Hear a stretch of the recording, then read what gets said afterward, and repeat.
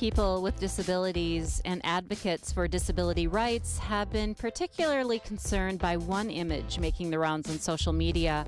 It's of an upright man silhouetted against a backdrop of stars with an empty wheelchair in the foreground.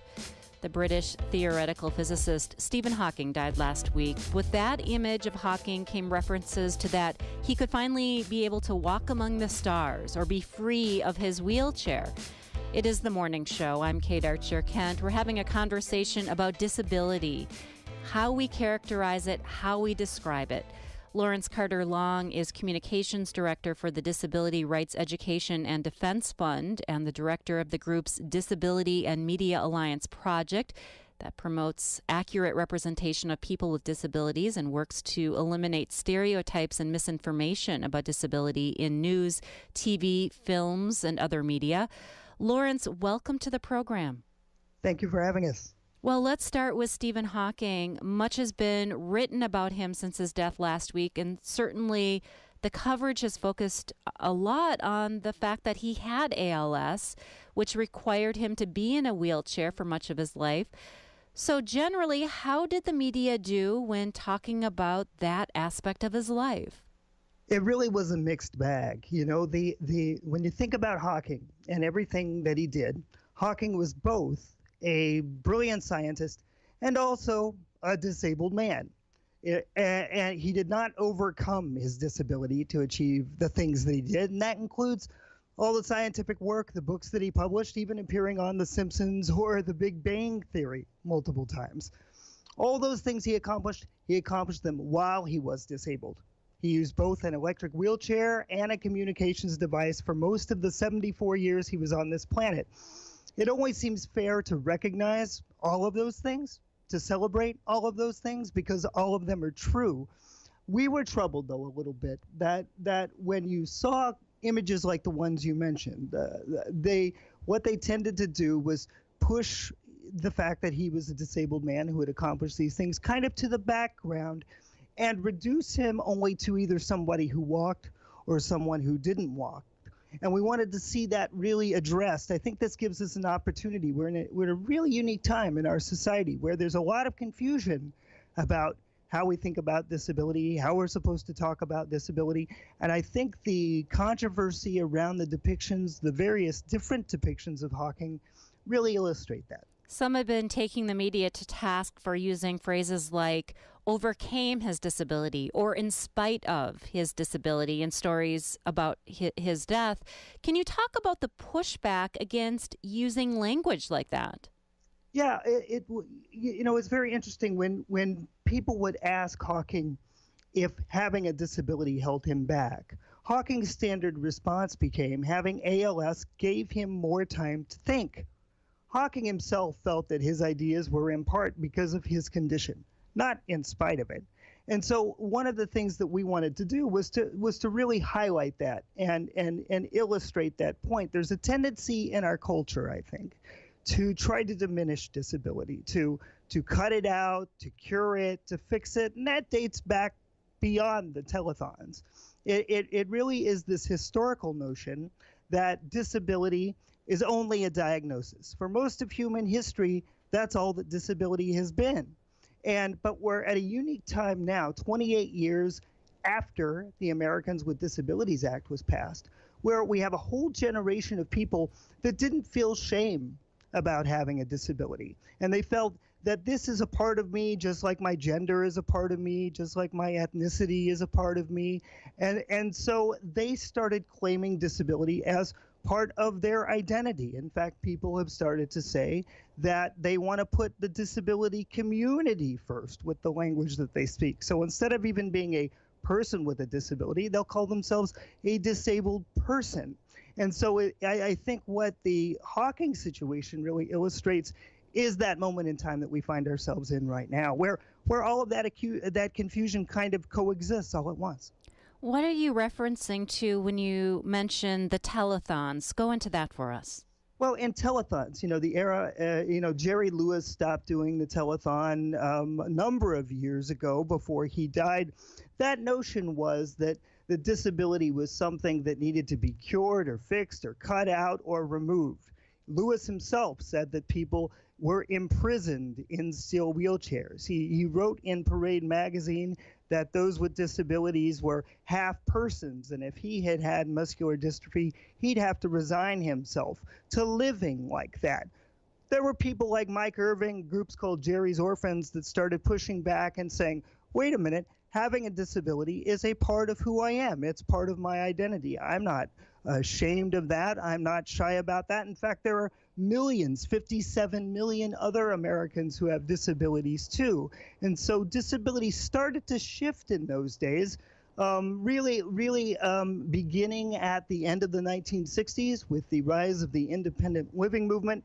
They're at the tail end of really the big rise in civil rights, both for African Americans and for women, where disabled people started saying, wait a minute, I want my rights too. Claiming disability as an identity and finding disability community was a big, big part of that. We're talking about the language surrounding disability with Lawrence Carter Long. He's communications director for the Disability Rights Education and Defense Fund. He also directs the group's Disability and Media Alliance project, which promotes accurate representation of people with disabilities and works to eliminate stereotypes in news, TV, films, and other media. You can join this conversation, 800-642-1234. What is the media getting wrong about disability? Do you think we have a tendency to regard disability as a bad thing? If so, how can we get past that? What is that step? Are you a person with a disability?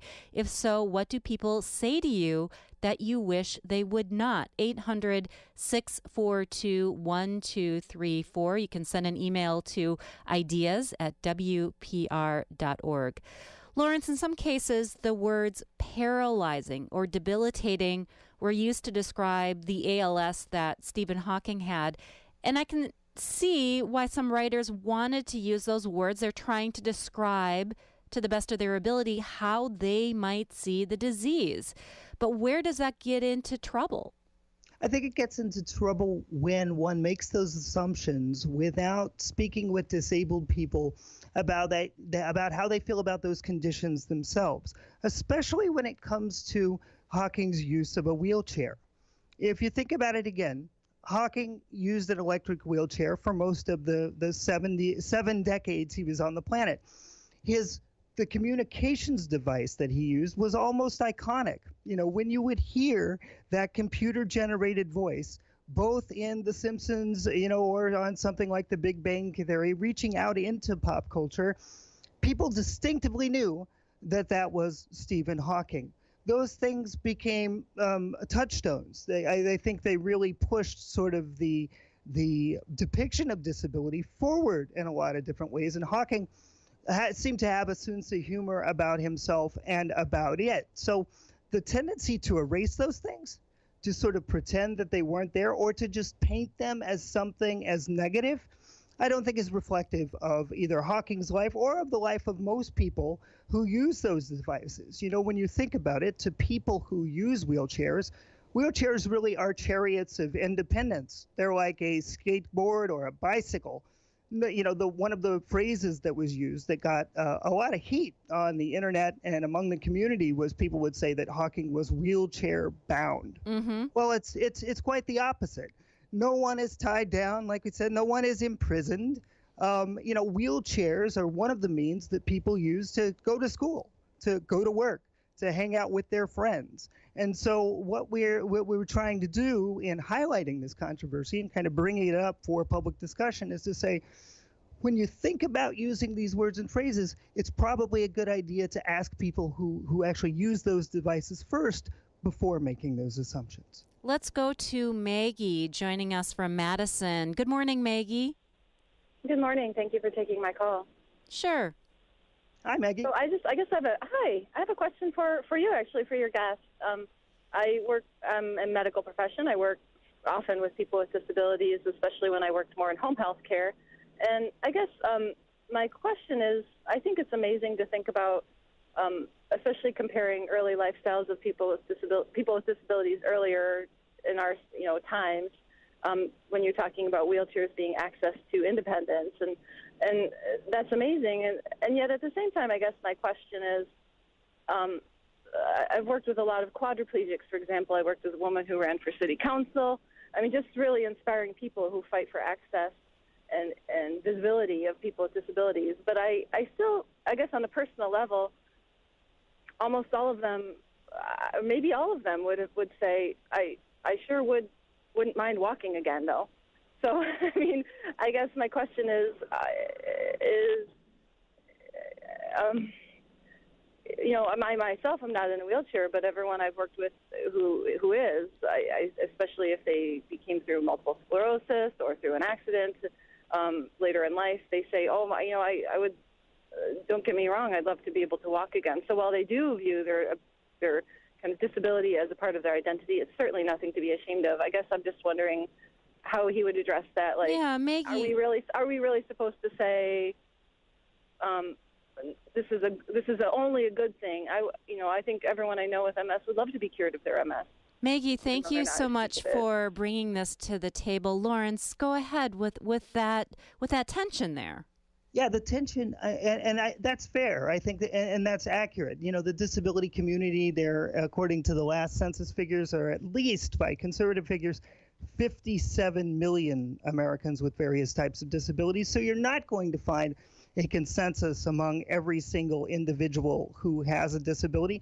And I would even say, you know, there's probably a difference between those who have grown up with a disability, somebody was born with a disability, and then those folks who, you know, became disabled later. Often, you know, 80% of those who have a disability usually get a disability later in life. That's either through incident or accident or some sort of type of event that has occurred. Now, if you've been walking on the planet, let's say, for 30 years of your life, right? That's how you're accustomed to getting around. Of course, it's easier to get around that way. You know, access continues to be an issue. Equal access continues to be a problem. If you've been going to that same restaurant every Thursday night with your friends, right? That happens to be on the second floor.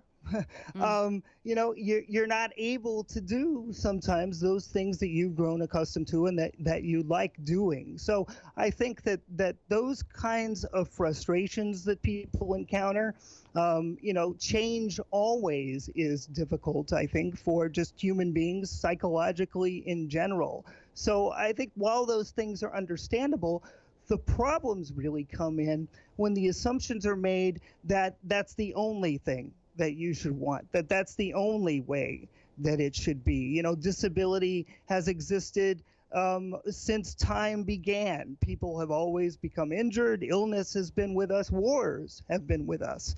And so to think that disability could be completely eradicated, I think is a fantasy, and it does a disservice to those folks who happen to live their lives as disabled people. So, you know, we're not denying the reality that people live or the situations like Maggie brought up. But I think what we're pushing back against is that assumption that either you have to be disabled or not, and that there's a wide range of variation in the middle there. In a 2011 World Health Organization report on the global state of disability rights, the late British theoretical physicist Stephen Hawking wrote about a shared moral duty to remove barriers to participation for disabled people. He addressed the United Nations in support of a treaty called the Convention on the Rights of Persons with Disabilities. We're talking about the language we use surrounding disability here on the morning show. Lawrence Carter Long stays with us. He is Communications Director for the Disability Rights Education and Defense Fund. He heads up the group's Disability and Media Alliance project, which promotes accurate representation of people with disabilities in film and media. You can join in with your insights, your questions, your experiences. 800-642-1234.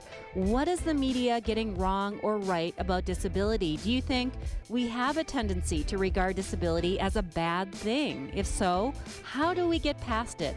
Let's discuss, call in, tweet us, WPR Mornings. We'll get back to the conversation in just a moment here on the Ideas Network.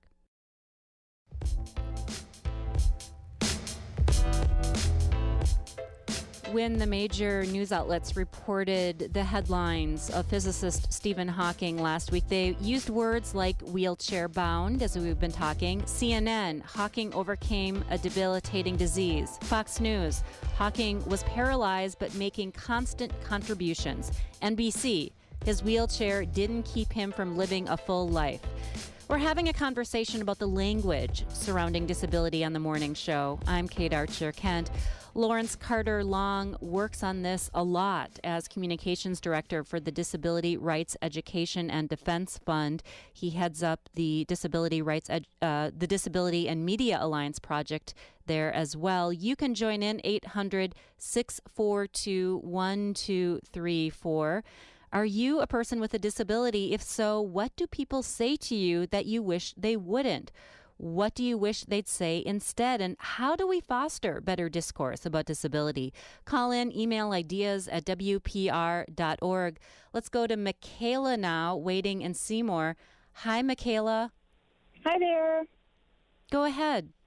Okay, I have a service dog with me. I have a couple psychiatric disabilities, PTSD, and a couple anxiety disorders.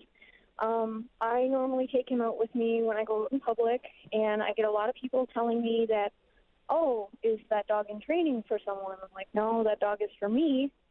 And they're like, oh, well, you don't really look disabled. You don't look like you need, a service dog. I get that a lot, actually. So, yeah, it's pretty frustrating because I didn't really know that, being disabled had a certain look to it. How do you respond in those situations? I just kind of am like, oh, okay, I normally just, I'm like, no, he's actually for me, and then the look on their faces are kind of like in awe, like, wow, Michaela, thank you so much for bringing this up. Lawrence, what do you make of that? Try to ask a few questions of my own when those situations happen. I have a mobility-related disability called cerebral palsy, and it's more obvious when I'm walking, very obvious when I'm walking. It's not obvious at all if I'm sitting down. And I've had similar reactions when I've stood up to, being in a restaurant or a public place and then gotten up to move, and people have been sort of shocked to see the way that I move. And when they respond in those ways, and I think sometimes they do it mistaking that they think they're being flattering in some way. And so when they say, oh, you don't look disabled to me, I try to just kind of open up the space for them to think about it a little bit more broadly by asking questions like, well, what does a disabled person look like? Is a disabled person the war veteran coming back from Iraq or Vietnam who has traumatic brain injury or PTSD? Does a disabled person look like your grandmother who is, now using hearing aids or possibly has had a hip replacement? Does a disabled person look like your niece or nephew that was born with Down syndrome or with autism? And just kind of give that a moment, give that a beat so that people can stop and think, because the assumptions seems to be that, well, disabled means unable or something, and that people with disabilities aren't out in the world living their lives in the way that she described. And that's clearly not the case anymore. People are not stuck in institutions to the degree that they were. People are not stuck in nursing homes. We see groups like ADAPT out fighting on the streets right now to make sure that people with disabilities are living in the community alongside their non-disabled peers. But I think those notions about what disabled people are able to do or aren't able to do, or who a disabled person is, are very pernicious, and they tend to stick, and people assume them, they adopt them, they walk around with them without even really thinking about it, which is why it's important to confront those ideas. Michaela, thanks so much for the call. And Lawrence, service animals have also come under fire in this conversation too. People having very specific ideas about what service animals do and what they are, for perhaps, not seeing beyond dogs. Right. I mean, the notion used to be just seeing eye dogs. Those were the only types of service animals, right? And those were a very specific need that people who had visual impairments or who were blind would use. Since that time, in the last few decades, service animals have grown to include so much more. Like Michaela was talking about, emotional service animals. And there still remains a lot of confusion about there over which animals are what, what type of training is required, what isn't required. And, we're probably going to continue to encounter those for quite a while. Let's go to Kelly now, joining us from Whitewater. Hi, Kelly. Hi. I just wanted to can't talk. Congratulate you for bringing this up. I have I'm legally blind, and I don't know how to word it, but people are not always the best at dealing with people with a disability. They'll say, like, what does she want? Yeah, what would you like to be different, Kelly? I would like to see people talking to me, not to the person I'm with, Oh, they often see you in the third person or talk over you or not talk directly to you. Right. And does this happen a lot, Kelly? Not a whole lot, but once in a while at restaurants. How do you respond? I just quickly give an answer. Before the other person can answer for me, I give my answer.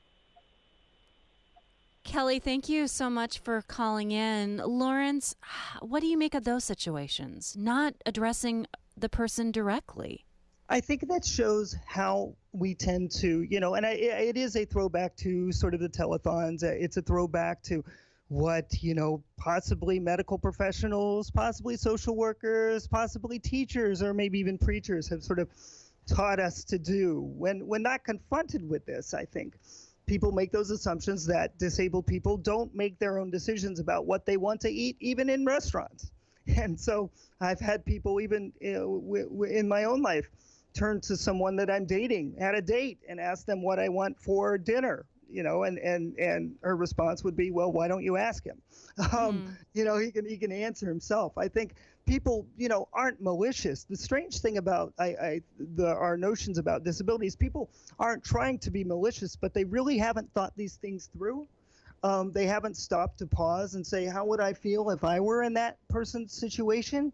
When people ask us, what is it that you folks want? My response has tended to be the same things that you're able to take for granted. If I'm talking to a non-disabled person, then that means getting into the businesses that I want to shop at, going to school and getting an education, right? Being able to work in the place of my choice, even getting the job interview there. Those are the kind of things that disabled people want. And I think unless you've had a disability, it's not something that you've really considered, because if you're non-disabled, very often you get to take those things for granted. Let's go to Tara now in Madison. Hi, Tara. Hi, it's Tara. Tara, thank you. Thank you for taking my call. I was just curious, listening to this, the language of disability and how it might be influenced or exaggerated by the media in terms of public image. I think about that a lot with my daughters growing up in society with a certain look with models and things like that. And I wonder if Lawrence has anything to say about that. And then the second part, I grew up with my father has always had a limp. His leg is 6 inches shorter than the other, and so he's always had a limp. And I think about how he was always, he didn't want to be labeled disabled. He didn't want to be labeled handicapped. He always wanted to be able to do things normally. And his accident happened in high school. But that's that whole body image and what a man is supposed to be able to do and how they're supposed to interact with their kids and be in society. I think that always really affected him quite negatively. Tara, thank you so much. Lawrence, yeah, body image and media. That's absolutely true. Once upon a time, as we talked about at the very beginning of the interview, when you heard the words disability, they were really in connection to somebody that had been injured. Let's say it was an injury from returning from the war, or somebody who had been injured in the workplace, right? Workman's comp or disability or things like that. And even with government assistance, it was Social Security disability insurance. those things were often talked about within the context of somebody not being able to do something. You got disability because you were no longer able to work. Even though that's not a complete, fair, and accurate, nor accurate representation of what disability means. Dis, if you look at the prefix dis, it means apart from. And so the word, I think the prefix is much more robust than we give it credit for. The assumption is that dis is the synonym for un or not, when it actually means apart from. So to my mind, that means we're apart from, if you're disabled, you're apart from limited notions of what ability is supposed to be. We haven't been taught that by our English teachers, of course. So these notions persist. I think they continue. Where at whatever point in time in somebody's life they encounter disability, that's the notion that sticks with them. I mean, I was born in 1967. So in my lifetime alone, while my condition hasn't changed very much, I've been called handicapped, I've been called handicapable, I've been called differently abled, I've been called a person with a disability, I've been called a disabled person. These things keep changing about every decade or so. And I think it's a really important and really useful to go back and revisit them, to think about them every now and again. We don't call people with intellectual disabilities feeble-minded anymore. And that's a good reason. There's for a good reason. People push back, right? There's a whole push now among folks in the intellectual disability community to say, don't use the word retarded when referring to an individual. And they're replacing that with other words like respect. And I think the first and foremost, what we have to do is kind of examine where those assumptions come from, how those assumptions change, and where we're at in society now. 2018 is an interesting time, I think, because if you would say to someone that race doesn't matter, or that they should see the person, not the gender, you'd probably get called out, right? Someone would say that you're being either naive or you're ignorant. Similarly, I think if we suggest that disability is just a difference and it doesn't have any sort of impact on a person's life, is a very privileged position to take. Most disabled people don't have the luxury of erasing their condition. And I think that to erase it or to minimize it or to push it aside really flies in the face of reality, and it minimizes the lives, the discrimination, the experiences even, like we were just talking about in the restaurant, that disabled people face. So it's more important to bring it up and to talk about it and to be honest about it. We're talking about the language of disability here on the morning show. Lawrence Carter Long is with us. He's communications director for the Disability Rights Education and Defense Fund. He also directs the group's Disability and Media Alliance project, which promotes accurate representation of people with disabilities, works to eliminate stereotypes about disability in news, film, TV, other media. You can join the discussion, 800-642-1234. What is the media getting wrong about disability? Do you see specific things, insights that you think could change, or perhaps something hopeful that you think could bring a difference in how we frame disability? 800-642-1234. Let's go to Joyce now in Mequon. Hi, Joyce. Hi, I'm also a registered nurse, and I also do home care. I have a daughter who has Down syndrome, and we've been Velcroed together for a long time. And I think disability is on a continuum as far as functioning goes, just the way the rest of society is. We're members of the National Down Syndrome Congress based in Atlanta. We've learned a tremendous amount from them through the years. They consider, in terms of language, that everybody is differently abled, and we go for that. My daughter is very funny. She's smart. She plays piano. She's happy all the time. She likes to joke around. And I've also taken care of a number of patients over the years. One in particular had Duchenne's muscular dystrophy, who is very much still in my heart. And he said he was diagnosed when he was 5 years old, went on a ventilator when he was 14, and I met him when he was in his early 20s. And I said, every time I come over here, I said, you're always so happy. I said, how did you get that? And he said, well, when I went on a ventilator, I figured I had two choices in life. I could either be happy or I could be unhappy. And he said, I chose to be happy. He also loved challenges. He was smart. He was also funny, in spite of the fact that he couldn't speak well at all, and he certainly couldn't move around. So I just wanted to add those to the discussion, and I love this program. Joyce, thank you so much. And she mentioned early on there, disability is on a continuum. Her daughter focuses on words like differently abled, Lawrence. Yeah, and there's a variety of different opinions in the disability community about that. Like I said earlier, we're not a monolith. Not everybody agrees on the same thing or uses the same thing.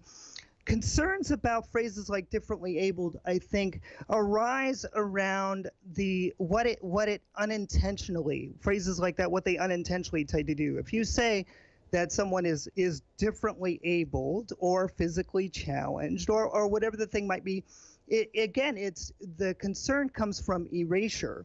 The law, that is the law of the land to protect people with disabilities, is called the Americans with Disabilities Act. It is there. It's called that for a reason. So there are people that would push back against phrases like differently abled by saying, wait a minute, I am part of a community. There are millions of us. I am a disabled person, or I am a person with a disability. I don't need a euphemism. I don't need to use a word that tries to tap dance around it or sugarcoat it or be something else. I'm not ashamed of who I am, and don't try to tell me that I should be. And so, the thinking there, I think, comes from phrases like, let's say, one of the phrases that has been in vogue recently has been special needs. And there's a lot of pushback against special needs because people will say that a need, like getting an education, like going to work, like being respected, isn't special if other people get to take the same thing for granted. If you say that a student has special needs, then you're putting the onus on the student themselves, not the school that needs to give the accommodation, not the system that needs to recognize disabled students need to be in the school. You kind of put that emphasis, that onus, the responsibility for whatever needs to get done on the student itself. And what we're saying is, let's not do that. Let's put it back on society and make sure that the laws, the processes that we have, the programs that we have are inclusive for everyone. Joyce, thanks. Let's go to Dan now in Milwaukee. Hi, Dan. Hi. Good morning. Good morning. I'm happy that you have this topic airing, particularly now. I'm somebody who doesn't see, and that's often how I characterize things. I don't see. It's one of the facets of my personality, of my being. There certainly are situations where I clearly am disabled. Things that I do, I was downhill skiing recently. Well, I'm disabled. I need a guide. On Thursday morning, I'm facilitating a group discussion. Well, it's just not a relevant issue at that point. So that idea, when we get into representation, I find sometimes people fixate on one thing, in my case, blindness. And for example, I just had somebody recently point out that on a Facebook post that I'm blind. And my wife added to that comment, well, he's also left-handed, because both were equally relevant. Something that maybe Lawrence can speak to here is a theory that my wife has posed, and I agree with, is that people seem to fixate on how the disability they see in front of them would affect them, and then therefore assume, I must be just paralyzed by my blindness, because if they were blind, they would just, they'd fall into a lump on the ground and start whimpering. Well, Dan, thank you so much for bringing this to the conversation. Lawrence, your insights. Yeah, I would say, well, Dan, you've probably had some practice being a person who doesn't see. Am I correct? Correct, yes. Yeah. So, what that shows, I think, is that human beings have a remarkable ability to adapt.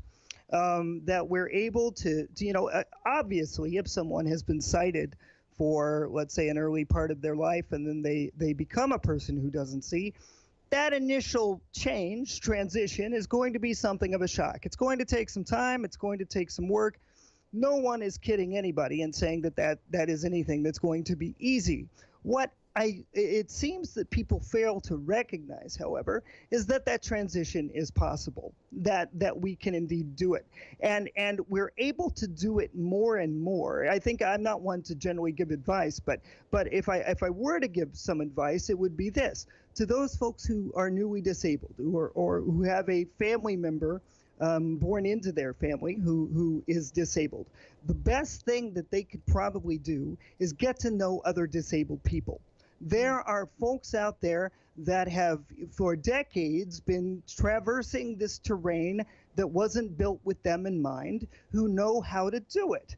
And I was 35 years old before I sought out other disabled people. And I often wonder, as somebody who's at the ripe old age of 50 now, what I would have learned and how much further along I'd be in my evolution if somebody had taken the time for me to get to know more disabled people when I was younger, so that I wouldn't have those same frustrations that I had to figure out on my own.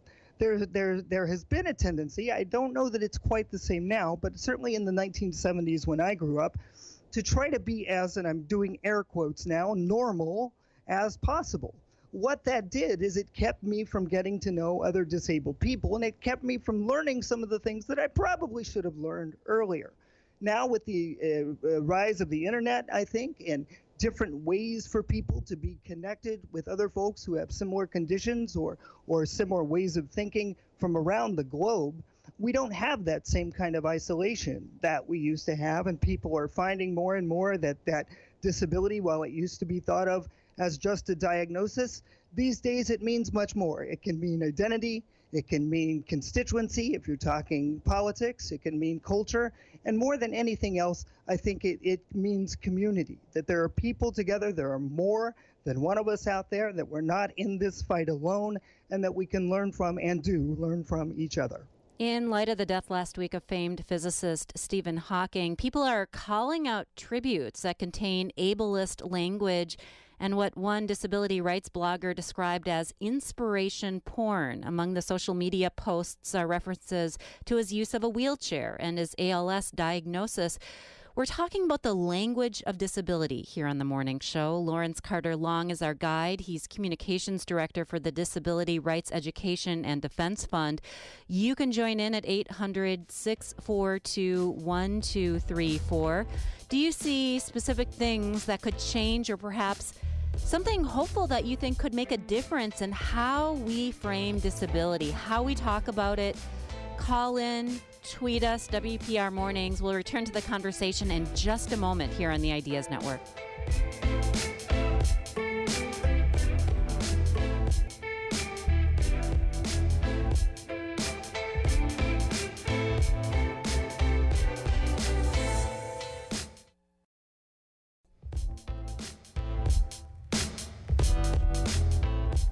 In the U.S., 1 out of every 5 adults has a disability. That's according to a study published in 2015 by the Centers for Disease Control and Prevention. While policy changes have helped people with disabilities participate more fully in society, they are still having to actively fight bias day in, day out. We're talking about the language surrounding disability here on The Morning Show. I'm Kate Archer-Kent. Lawrence Carter Long is with us. He's communications director for the Disability Rights Education and Defense Fund, directs the group's Disability and Media Alliance project. You can join in. Do you think we have a tendency to regard disability as a bad thing? And if so, how do we get past that? How are you a person with a disability? If so, what do people say to you that you wish they wouldn't? Call in 800-642-1234. Tweet us, WPR Mornings. Let's go to John now in La Crosse. Hi, John. Hi, good morning. I don't know if this is what you're looking for, but I'm on disability, and mine started, it's a neurological situation, and it started like in 1990, and finally in 2012 I had to go on disability because I couldn't hold my jobs anymore. And I don't think people realize what you give up, some people, to go on to disability, because I'd never be able to do any medical stuff or anything if I wasn't, because I would never get insurance. And I fought with it. I worked with it all the way till 2012, and I just couldn't do it anymore. My doctors told me it'd be a good idea. And I just recently had someone tell me, you're on disability? Well, my mom's 80 years old and had knee surgery. She's still working. What's your problem, And it's like, people don't realize what you give up, because I was going to be a supervisor, but they couldn't do it because I missed too much work. They kept me on, but I just didn't get the position that they're offering. So I just wanted to bring that up. I don't know if that's what you're looking for. John, thank you for... Yeah, John, thank you for bringing this to the conversation. Lawrence, what do you make of this? Yeah, I think it goes to show some of the assumptions that are out there about disabilities that might be obvious, more obvious, like mine, or somebody who might have a sensory related disability, somebody who might be blind. There are a number of individuals, though. Not all disabilities are quite as obvious as that. I think there are hidden disabilities that we don't often see, and we shouldn't make assumptions about people based on what we don't know about them. And I think those things really hinder us, not only individually because of the opportunities that we don't get, but as a society, because we don't learn from those folks who have learned to adapt, who have learned to work with their disabilities, and indeed work in a world that wasn't built with them in mind. And we often take those talents and don't recognize them. And when not everyone is included, then not everyone can benefit. Disabled people. One thing I've learned from 15 years of working in the community and 50 years of being a disabled person is that disabled folks are masters at improvisation. We're really, really good at figuring out how to get things done, because we have to do that on a daily basis, right? We have to figure out how to get in the building, how to get to the location, how to get around those obstacles that are put in place for us, even without people realizing it.